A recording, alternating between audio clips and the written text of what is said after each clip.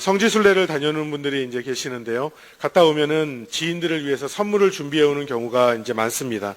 그런 선물들을 보면은 의미가 있고 나름대로 가치가 있는 것입니다. 저도 처음에 그 이스라엘 다녀올 때 처음에는 뭘 사야 될지 모르겠어서 막 이것저것 기념품을 샀습니다. 뭐 냉장고에 붙이는 자석을 사고, 뭐 그림을 사오고, 책갈피를 사고, 또 그 중에는 뭐 올리브 나무, 거기에 이렇게 설명이 됐어요. 현지에서 나는 올리브 나무로 만든 십자가. 그래서 막 이 소중한 걸 이러고 막 사왔는데, 나중에 보니까 그 같은 십자가가 로마에서도 팔고, 터키에서도 팔고, 심지어는 아마존에서 더 싸게 판다는 그런 물건들이 많이 있습니다. 그런 물건 중에서 이제 사오는 것 중에 겨자씨를 사오는 분들이 계세요. 겨자씨를 갖고 오면은 이 작은 병에 겨자씨를 판매하는데 갖고 오고 나서 이걸 보여주거나 누구에게 주면은 꼭 이거에 대한 질문들이 나옵니다. 이게 진짜 겨자씨냐? 가장 작은 씨앗이라는데 이거 알갱이가 왜 이렇게 크냐? 그래서 겨자씨에 대해서 이렇게 정리하면은 겨자씨가 종류가 굉장히 많습니다. 노란색 꽃이 피는 그런 그 황겨자씨도 있고, 검은색 겨자, 그리고 갈색 겨자, 뭐 흰색 겨자, 뭐 중국에도 있고요, 인도에도 있다고 합니다. 지역별로 굉장히 많기 때문에 40여 종이 넘는 많은 그 종류가 있다고 합니다. 그 중에서 한 5개 정도가 이스라엘에서 나는 그런 겨자 그 나무인 그 씨인데요. 갈릴리 지방에서 예수님이 말씀하실 때 말씀하는 그 겨자씨는 노란색 꽃이 피는 겨자입니다. 겨자 그 나무가 됩니다. 그리고 이것은 가장 작은 씨앗은 아니지만 뭐 가장 작은 씨앗은 찾아보니까 열대 난초의 씨앗이 가장 작다고 그래요. 보면은 작은 후추 알갱이 정도 되는 사이즈. 이 정도가 이제 겨자씨인 것 같아요. 현지에서 그 뭐 검은색 아주 작은 씨앗을 갖고 와서 이것이 겨자씨다 하는 경우가 있는데, 대부분의 경우 이게 그 담배씨라고 그래요. 그래서 집에서 겨자를 기대하고 이거를 심으면 담배 잎사귀가 나는 뭐 이런 일이 있다고 합니다. 그런데 예수님께서 이 겨자씨를 비유로 드신 이유는 아마도 그곳에 있는 사람들에게 바로 눈앞에서 보여주면서 설명하는 시청각 교육을 위한 예화로 쓰기 위해서 이제 겨자씨를 들었을 것입니다. 그런데 오늘 본문에서는 이 겨자씨라는 것이 그 믿음에 비유해서 나오는데, 단순히 그냥 예를 드는 뭐 이런 정도보다는 믿음에 대하여서 분명히 말씀을 하시는데 굉장히 중요한 의미를 담고 있습니다. 오늘 말씀을 통해서 저희가 믿음에 대하여서 좀 깊이 생각해보는 시간이 되면 좋겠습니다. 16장 하반절에서 보면은요, 예수님께서는 이제 예루살렘으로 향하십니다. 그 십자가 사건을 앞두고 그 전에 보면은 예수님께서 죽으심과 부활하심을 제자들에게 말씀해주고 계시고, 17장의 시작을 보면은 변화산 사건이 나옵니다. 그러니까 이 과정을 놓고 볼 때 예수님께서는 제자들에게 믿음이 더욱더 커질 수 있도록 예수님이 누구시고 어떤 일을 하시는지를 제자들에게 점점 더 알게 하여 주시고 계속해서 이들을 교육시키고 믿음이 그 커지는 심화 과정으로 인도하고 계시다고 생각됩니다. 그리고 오늘 본문에 오면은 이런 사건이 전개가 돼요. 그 시작을 보면 예수님과 함께 있는 무리들 앞에 어떤 사람이 다급히 와서 무릎을 꿇습니다. 그 사람이 예수님께 구하기를, 간질이라고 지금 여기 본문은 말하는데 마가복음과 누가복음에 보면 이건 귀신 들린 아이로서 설명을 합니다. 그러니까 간질 증상처럼 나타나는 이제 귀신 들린 아이의 아버지가 다급하게 예수님께 도움을 구하는 그런 상황입니다. 근데 16절을 보면 이렇게 말씀을 해요. 내가 주의 제자들을 데리고 왔으나 능히 고치지 못하더이다. 제자들에게 귀신을 쫓아달라고 부탁을 했지만 이들이 할 수 없었다는 거죠. 사실 이 마태복음을 쭉 보면은요, 마태복음 10장 1절에서 예수님께서 뭐라고 하시냐면은 그의 12제자를 부르시사, 2절부터는 그 제자들의 이름이 나열되는데 1절에서는 제자들을 부르시사 더러운 귀신을 쫓아내며 모든 병과 모든 약한 것을 고치는 권능을 주시니라. 예수님께서 주셨다라고 말씀을 하세요. 그런데 오늘 17절 보면 귀신 들린 아이에게서 귀신을 쫓아내지 못하는 상황이 벌어진 겁니다. 이 사실을 고하자 예수님께서는 17절에서 이렇게 말씀하세요. 믿음이 없는 패역한 세대여, 내가 언제까지 있겠느냐, 그리고 언제까지 참겠느냐. 귀신 들린 아이의 아버지 앞에서, 그리고 제자들에게 이렇게 두 가지를 반문하시는 거예요. 내가 언제까지 있을 줄 아느냐, 그리고 언제까지 참겠느냐. 이 말씀은요, 이 앞에 보면 16장 21절에 있는 말씀에 비추어서 보게 되면 어떤 말씀이냐면, 그 16장 21절에 이렇게 말씀하죠.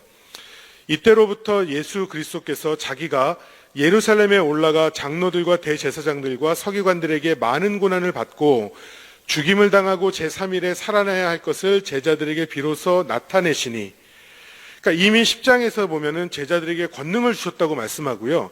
16장에서는 그의 죽으심과 부활하심에 대해서 말씀하셨는데, 오늘 17장에서 보면은 제자들이 이 믿음을 가지고 그 권능으로 사역을 하기에 온전하지 않았다는 것입니다.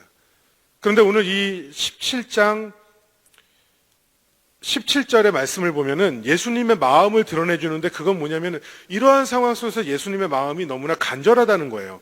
내가 곧 십자가를 질 것이고 죽을 것인데, 제자들아, 왜 내가 이렇게 십자가를 지는 것을 너희들은 이것을 왜 완전히 모르고 있느냐?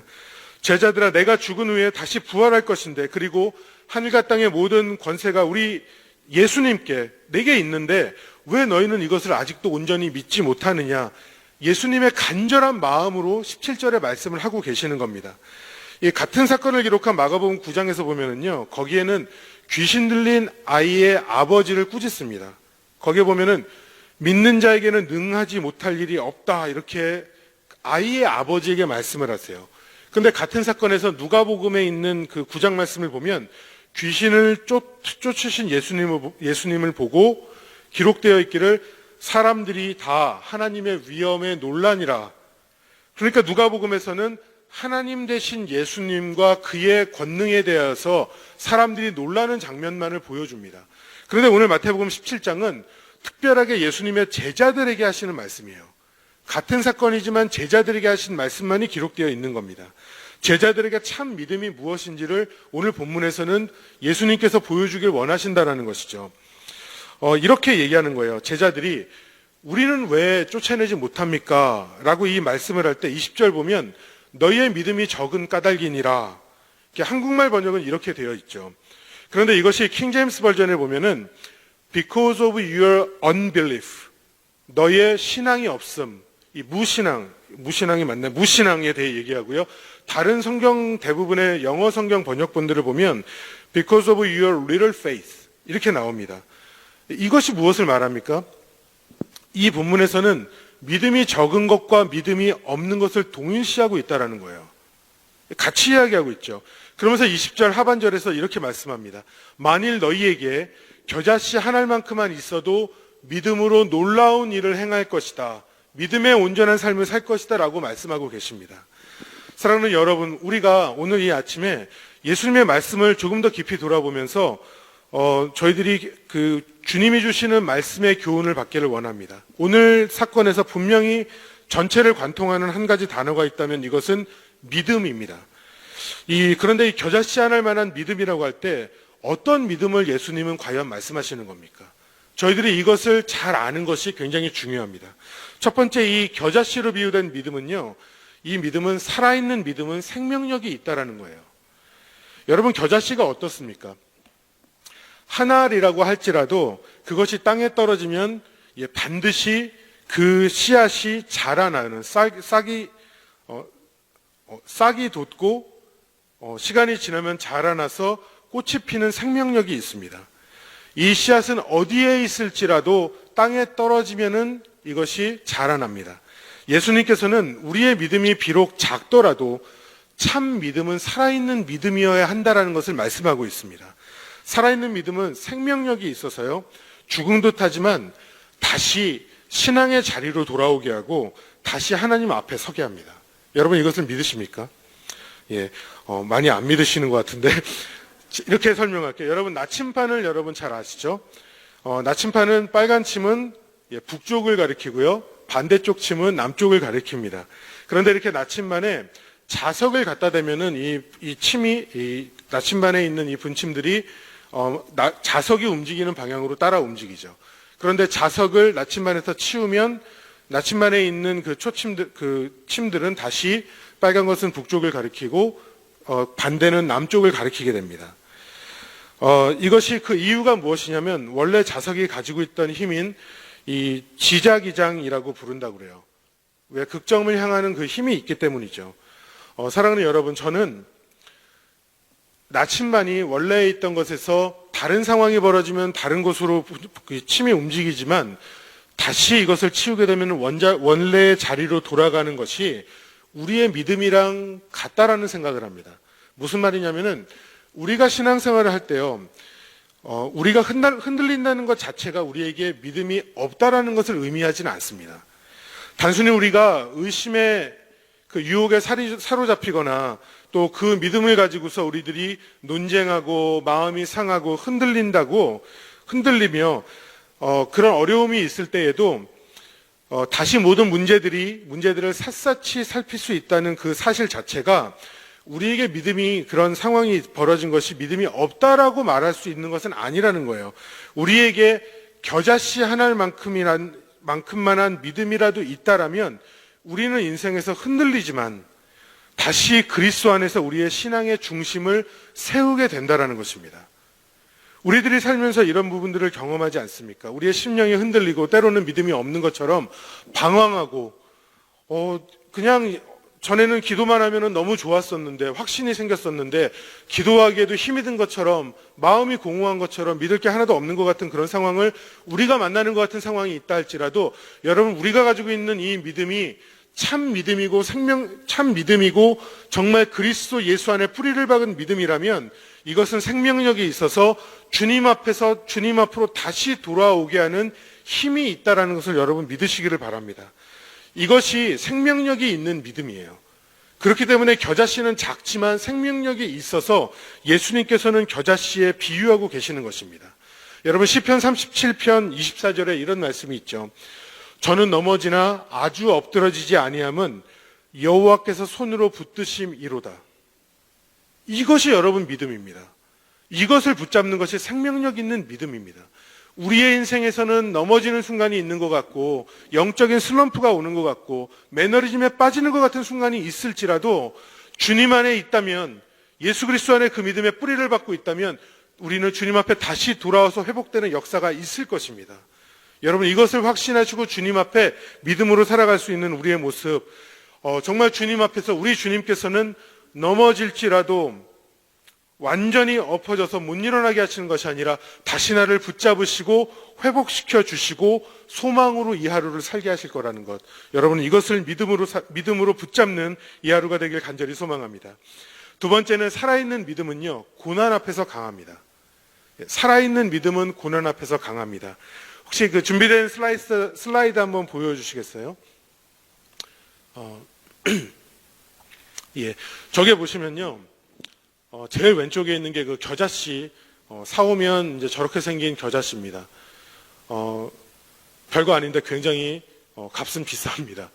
중간에는 저게 갈릴리 지역에 나는 그 겨자씨가 이제 한 4월 달 정도, 3월, 4월 정도에 겨자씨가 이렇게 만발한 그런 장면입니다. 그리고 제일 끝에는 이제 겨자꽃입니다. 이 갈릴리 지방의 이 봄철에 보면은요, 이렇게 노란색 꽃이 아름답게 펴 있는 것을 많이 발견할 수 있는데, 야생 들풀입니다. 이 야생 들풀인 이 겨자씨는 누가 돌보는 것도 아닌데 땅에 떨어지면 시간이 지나면 알아서 저렇게 아름답게 자랍니다. 더 시간이 지나면 저것이 가지가 굵어지고 작지만 나무가 되고 이것이 모여서 아주 무성하게 되는 이제 그런 아름다운 모습이 있습니다. 그런데 여러분, 갈릴리 주변이 어떤 곳입니까? 바람이 많이 불고요. 종종 풍랑이 일어나는 곳입니다. 모진 바람이 불어도요, 이 겨자씨는 깨어지거나 부서지지 않는다는 것입니다. 어떤 상황이 있어도 시간이 되면 어김없이 자라나고 어김없이 꽃이 펴서 갈릴리 호수 일대를 노랗게 아름답게 물들인다는 것이죠. 이곳에 있던 군중들과 제자들은 이것을 너무나 잘 알고 있던 것입니다. 예수님께서는 그래서 겨자씨로 비유를 드시는 것이죠. 사랑하는 여러분, 우리의 믿음이 이 겨자씨와 같은 이러한 모습 되길 간절히 원합니다.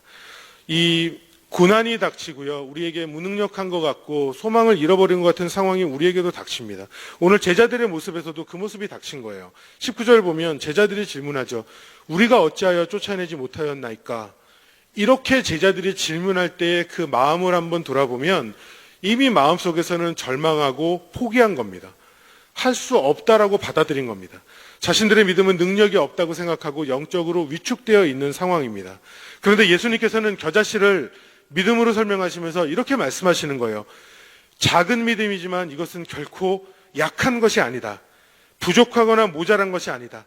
안 된다, 할 수 없다 말하기 전에 크신 하나님을 먼저 바라보라는 거예요.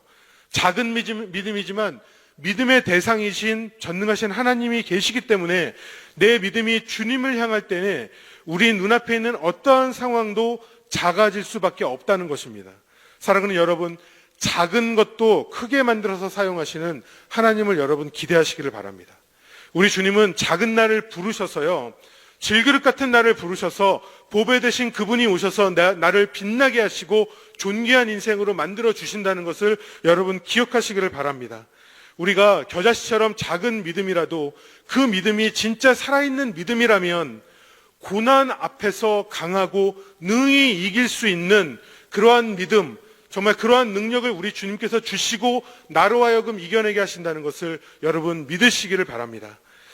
내 믿음의 대상이 전능하신 하나님, 전 우주를 창조하신 하나님이심을 우리가 정말 마음 깊숙이 확신하는 이 새벽 되기를 간절히 소망합니다. 마지막 세 번째는요, 살아있는 믿음은 자라난다는 겁니다. 작고 보잘것없는 겨자씨라고 할지라도요, 땅에 떨어지면 시간이 지나면 자라나서 꽃이 핍니다. 그리고 나무가 됩니다. 예수님께서는 겨자씨로 우리의 믿음을 설명하시면서 처음에는 미비하다고 할지라도 그것이 살아있는 믿음이라면 그것은 반드시 성장하게 되고 꽃도 피고 열매를 맺게 될 것이라는 것을 말씀하시는 겁니다. 오늘 말씀에 비추어서 저는 제 자신에 대해서 좀 생각해 봤습니다. 지금까지 예수님을 만나고 쭉 신앙생활을 하면서 쭉 돌아보니까 신앙의 여정에 굴곡이 있었습니다. 처음에 예수님 만나고 너무 좋아서 정말 너무나 행복해서 신앙생활했던 기억이 있습니다. 어떤 설교를 언제 예배하더라도 또 성경 어디를 볼지라도 마음에 감동이 있었고 너무나 행복했었고 너무나 즐거웠고 항상 소망만 있었습니다. 그런데 예수님이 처음 만나고 한 7년쯤 됐을 때에 슬럼프가 왔는데 방황하는 시간이 있었습니다. 지치고 아무리 기도해도 응답이 없는 것 같고 삶이 회복되지는 않는 것 같고 계속해서 힘겨움만 가중되는 것 같은 그런 상황이 있었습니다. 그러다가 또 어느 시점에 회복이 되고 또 언제 시점에서는 다시 힘들어하고 이렇게 신앙생활하면서 이렇게 막 좋아서 막 이렇게 상승하다가 어느 때는 다운되는 것 같은 상황이 있고 또 다시 회복되고 성령 충만하다가 어느 때 보면은 또 다운되는 것 같고 많은 기억들이 있습니다. 그러니까 항상 이렇게 꽃길만을 걸어온 거 아닌 것 같은 이런 어려운 순간도 지난 것 같다는 생각이 듭니다. 그런데 모든 시간을 지나고 지금에 와서 돌아보면서 한 가지 내릴 수 있는 결론이 있다면 그것은 무엇이냐면 믿음의 여정 속에서 이전보다 많이 자라났다는 것입니다. 여러분의 신앙도 각자 다 예수님을 만난 시점이 다르기 때문에 어떠한 시간에는 어떻게 살았는지 모르지만 우리에게도 저희들이 어려운 상황들과 굴곡이 있는데 지금 돌아보면 예전과 비교했을 때 여러분 믿음이 자라나지 않으셨습니까? 몇 분 자라나셨다고 확실하게 얘기해 주셨는데 쭉 한번 돌아보는 시간을 가지면요. 지금도 고난이 있는 것 같지만 예전 그때보다는 훨씬 더 믿음이 단단해지고 우리의 영적인 모습이 훨씬 더 자라나게 되고 하나님과의 관계가 더욱더 깊어졌다라는 것을 우리는 알게 됩니다. 여러분 제자들이 어떻습니까? 오늘 말씀에서는 믿음이 작았지만 이들이 예수님의 죽으심과 부활하심을 지나서 사도행전에서는 능력 있는 제자로 이들이 바뀌고 그렇게 사역을 하며 살아가지 않습니까? 지금은 우리가 작고 연약한 겨자씨만한 아니 그보다도 더 미비한 것 같은 그런 믿음이라고 생각할 수 있지만 예수님 안에 있는 그 참 믿음이 있다라면 그것은 생명력이 있고 작지만 강하고 반드시 자라나서 하나님의 영광을 드리게 되는 그런 믿음이 될 줄로 오늘 말씀에 의지하여 확신하시는 여러분들 되기를 간절히 소망합니다. 그렇게 믿음의 삶을 사는 저와 여러분 되기를 우리 주 예수님의 이름으로 간절히 축원합니다.